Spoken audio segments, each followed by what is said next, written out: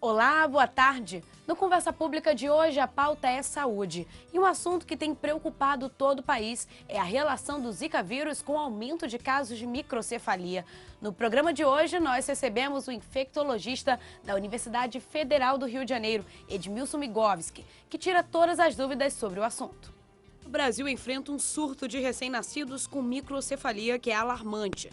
A epidemia está relacionada a um vírus emergente, o Zika vírus, que está se espalhando rapidamente pelo país e pode ser o responsável por uma das piores catástrofes na área de saúde de todos os tempos. São mais de 1.000 casos suspeitos de microcefalia em diversos estados, principalmente no Nordeste.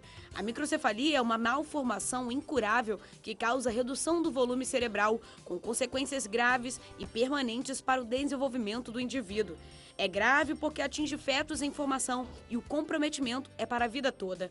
Após alguns meses de silêncio, o governo federal finalmente se manifestou sobre o problema. A Organização Mundial da Saúde e o Centro de Controle de Doenças dos Estados Unidos, que se preocupa com uma eventual contaminação no continente americano, resolveram montar uma operação de emergência.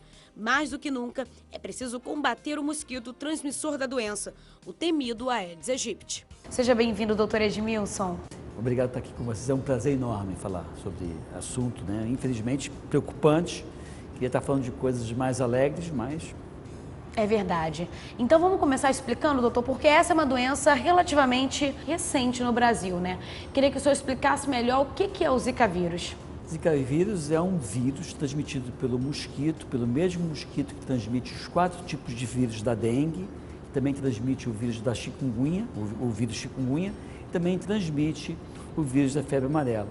A princípio, parecia ser um quadro muito mais brando do que a dengue, do que o chikungunya, e aí se observou um aumento no número de casos de microcefalia relacionada com o Zika vírus durante a gravidez e tornou realmente o assunto do Zika vírus um assunto de extrema importância, mostrando-se nesse momento a pior faceta dos vírus que o Aedes pode transmitir, é o Zika vírus acometendo os gestantes, mostrando então uma grande preocupação que nós temos em relação a essa nova enfermidade. Né? E quais são os sintomas da doença?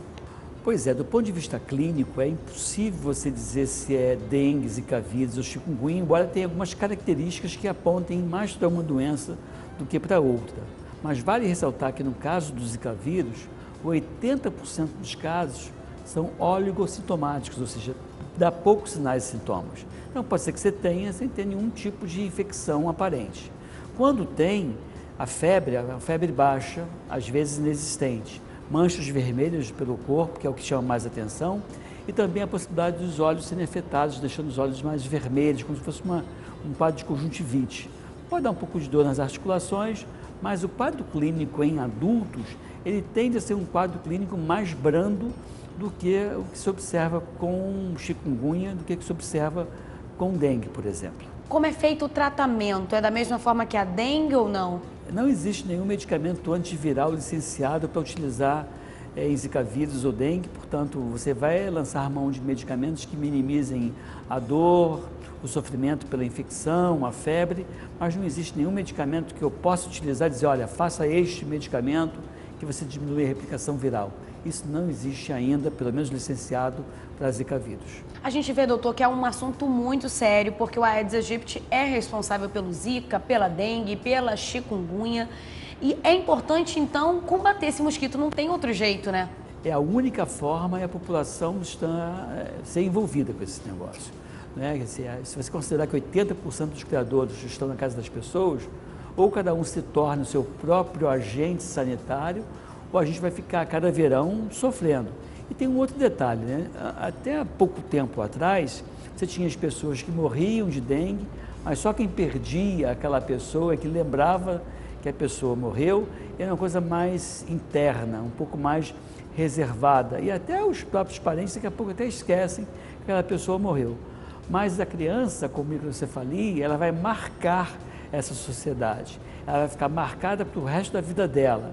Mais de 90% das crianças com microcefalia têm comprometimento da inteligência, portanto, a relação com o retardo mental é evidente. Quanto pior a microcefalia, pior vai ser a performance, a pegada dessa criança como ser que vai poder se manter. E essa criança microcefálica vai marcar e mostrar o quão fomos incompetentes no combate ao vetor, ao mosquito.